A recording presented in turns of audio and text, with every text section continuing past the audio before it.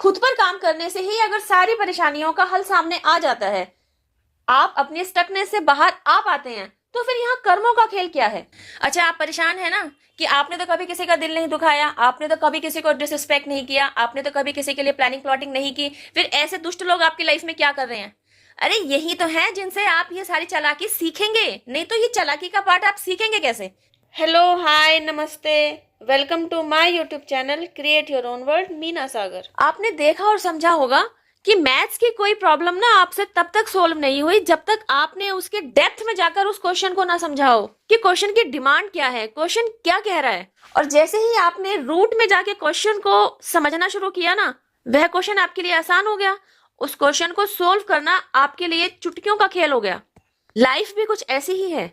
जैसे भी उतार चढ़ाव आपकी लाइफ में आते हैं ना, वो तब तक आपको स्ट्रगल दे रहे होते हैं जब तक आप उनसे भाग रहे होते हैं, जब तक आप उन्हें फेस कर पाने की स्ट्रेंथ नहीं जुटा रहे होते हैं, जब तक आपने उन उतार चढ़ावों को हवा बना रखा होता है। लेकिन जैसे ही आपको समझ में आता है यह उतार चढ़ाव भरी स्थिति, यह डिफिकल्ट सिचुएशन एक्चुअली आपको कोई लर्निंग लेसन देने के लिए आई है, आपका ना उस सिचुएशन को देखने का नजरिया ही बदल जाता है। आप किसी और ही पर्सपेक्टिव से उस सिचुएशन को एनालाइज करने लगते हैं।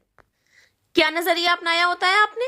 आप ना उस अनफेवरेबल सिचुएशन में स्टक नहीं हुए होते, बल्कि आप ना उस सिचुएशन के क्रिएट होने के रूट को ढूंढ कर निकालते हैं कि वह सिचुएशन अगर क्रिएट हुई तो कैसे हुई। आप यह भी एनालाइज कर पाते हैं कि क्या यह सिचुएशन खुद से ही आपकी लाइफ में क्रिएट हो गई है, मतलब आपकी ही किसी नासमझी की वजह से, आपकी ही मासूमियत की वजह से, या इस सिचुएशन के आपकी लाइफ में क्रिएट होने के पीछे कोई और ही रीजन रहा हो, मतलब किन्हीं चालाक लोगों की वजह से ही इस सिचुएशन को आपकी लाइफ में क्रिएट जानबूझकर किया गया हो। समझने वाली बात है, जब आप हायर पर्सपेक्टिव से किसी सिचुएशन को देखना, सुनना और समझना शुरू करते हैं ना, तब आपके हाथ ना वह मास्टर की लग चुकी होती है जो ऐसे किन्हीं पजल्स के ताले को खोलने में ना सक्षम होती है। तो फिर क्या हुआ? आपने खुद पर काम किया, खुद को हील किया, अपने मैच्योरिटी लेवल को बूस्ट किया और खोल लिया इस परेशानी के ताले को। अब आप कहेंगे खुद पर काम करने से ही अगर सारी परेशानियों का हल सामने आ जाता है, आप अपने स्टकनेस से बाहर आ पाते हैं, तो फिर यहाँ कर्मों का खेल क्या है? गाइस ध्यान से समझिएगा, कर्मों का खेल यहाँ ऐसे है कि जब तक आपके साथ आपकी ही कोई पास्ट लाइफ कर्मा का बैगेज या मे बी इस लाइफ का क्रिएट किया हुआ कोई बैगेज आपके साथ साथ चल रहा है, तब तक आपके समझ बुद्धि का स्तर बढ़ेगा ही नहीं, तब तक आप उस सिचुएशन को ढंग से एनालाइज करेंगे ही नहीं।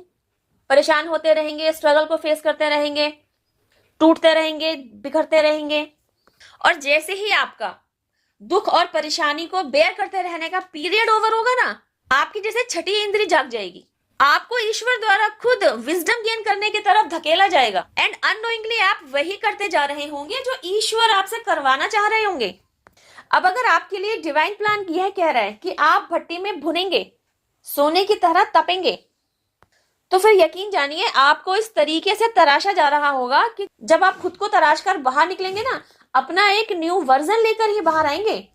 आप खुद का कंप्लीट मेकओवर देखेंगे एंड यू नो व्हाट, इसी न्यू वर्जन के साथ आप उस रास्ते पर चलना स्वीकार करते हैं, आप उस रास्ते पर चलना शुरू करते हैं जो आपको सीधा सक्सेस और ग्रोथ तक पहुंचाकर ही रहता है। यही तो आपकी मंजिल थी, दिस इज योर डेस्टिनी, यही तो आपको पहुंचना था और आपको पहुंचाया जा रहा था बाय योर डिवाइन प्लान। देखिए, हर प्लान के सक्सेस के पीछे ना एक स्ट्रैटेजी का होना जरूरी है। देखिए, जो दुष्ट लोग हैं, जो बुरे कर्म करते हैं, वे क्यों जीत जाते हैं? क्योंकि उनका फोकस पूरी तरह से उस बुरे काम को करने पर होता है। उन्हें उस बुरे काम को करने के सिवाय कुछ सूझ ही नहीं रहा होता। तो जिस काम के करने में आप अपना पूरा फोकस डाल रहे हैं, आप पूरी तरह से उसमें समर्पित हैं, तो आपको वह 100% रिजल्ट ही तो लाकर देता है। बुरे लोग अपने बुरे कर्म में जीत जाते हैं और आप हार जाते हैं, आपको दबा दिया जाता है ना। अब यही अगर आप उनकी स्ट्रेटेजी को अपनाते हुए अपने रास्ते बनाएं, उनकी स्ट्रेटेजी क्या? आपने अपने लिए जो गोल सेट किया है उस पर फोकस करते हुए स्ट्रेटेजीज बनाएं और सब कुछ भूलकर उस गोल को अचीव करने पर समर्पित हो जाएं। जैसे अर्जुन को टास्क दिया गया कि पक्षी की आंख में तीर मारना है, तो गुरु द्रोणाचार्य के पूछे जाने पर उसने क्या जवाब दिया कि चिड़िया के आसपास क्या दिखाई दे रहा है? उसने कहा कि मुझे पत्ते दिखाई दे रहे हैं, मुझे पेड़ दिखाई दे रहा है, मुझे ब्रांच दिखाई दे रही है, नहीं ना। What was his answer? क्या जवाब था उसका? उसने बोला गुरुदेव मुझे सिर्फ और सिर्फ पक्षी की आंख दिखाई दे रही है, आप कहें तो मैं तीर छोड़ूं। और जब उन्होंने आज्ञा दी, अर्जुन का तीर सीधे पक्षी की आंख पे। This is the strategy to achieve your goals. Don't distract your mind, don't distract your strategies. Guys, आपने दुष्ट लोगों की तरह नहीं बनना है, दुष्ट लोगों से उनके बुरे कर्मों का चलन नहीं सीखना है। आपने सीखनी है वह स्ट्रेटजी, वह हुनर, वह फोकस। समझ रहे हैं? अच्छा, आप परेशान है ना कि आपने तो कभी किसी का दिल नहीं दुखाया, आपने तो कभी किसी को डिसरिस्पेक्ट नहीं किया, आपने तो कभी किसी के लिए प्लानिंग प्लॉटिंग नहीं की, फिर ऐसे दुष्ट लोग आपकी लाइफ में क्या कर रहे हैं? अरे यही तो है जिनसे आप ये सारी चालाकी सीखेंगे, नहीं तो ये चालाकी का पार्ट आप सीखेंगे कैसे? किताब पढ़ के चालाकी नहीं आ जाती। चालाकी से डील करने के लिए जो क्वालिटी चाहिए होती है ना, यही लोग तो आपकी लाइफ में आकर आपको देकर जाएंगे। जब आपका इनके साथ मैच होगा, आप देखेंगे कि आप जो भी स्ट्रेटेजी इनके लिए लगा रहे हैं वो फेल हो रही है, फिर आप क्या करेंगे? Tit for tat. जिस तरीके से वे आपके ऊपर प्रहार कर रहे हैं, फिर वैसे ही आप भी तो करेंगे ना। बस टिट फॉर टैट करते करते ही आपको वह स्ट्रेटेजी मिल जाएगी। That is your goal. यही तो पहुंचना है आपको। उन लोगों को आपकी लाइफ में रखा ही इसलिए गया है कि आप उनसे उनका तरीका सीखो, उनका अनुभव अपनी लाइफ में किस तरीके से इस्तेमाल करते हुए आप अपने गोल को अचीव कर सकते हैं, यह देखो। और जब आप ऐसा करते हैं तो सक्सेस और ग्रोथ आपकी लाइफ में होती है। यही तो है divine plan. I am sure guys, video में दिया गया मैसेज आपके लिए यूजफुल साबित होगा। आपसे जुड़े लोगों को फायदा पहुंचाना चाहें तो शेयर टू अदर्स। चैनल पर पहली बार आए हैं तो याद से चैनल को सब्सक्राइब कर दीजिए। वीडियो पर की गई मेहनत पसंद आए तो लाइक और कमेंट कीजिए। बेल आइकन जरूर प्रेस कर दीजिए ताकि मेरी आगे आने वाली वीडियोस के नोटिफिकेशन आपको इजीली अवेलेबल हो जाए।